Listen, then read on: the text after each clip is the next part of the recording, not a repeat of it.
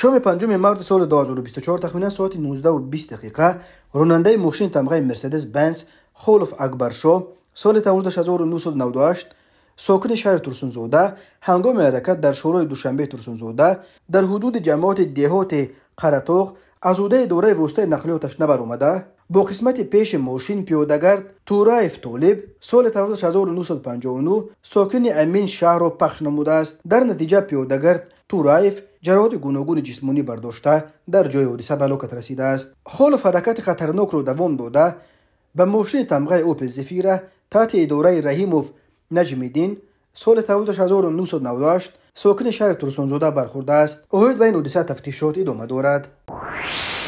به شعبه وزارت کارهای داخله در ناحیه خراسان با عریضه زن 50 ساله ساکن ناحیه مذکور مراجعت نموده است که صحنه 5 مارس سال 2024 تخمینا ساعت 2:09 شخصان نامعلوم با روی پنهانی به خانه استقامتیش در آمده از آنجا 20,000 سامانی را دزدیده از جای حادثه غیب زدند.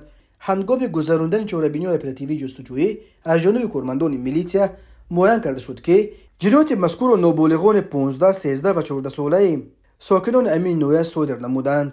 از روی حادثه مذکور تفتیشات ادامه دارد.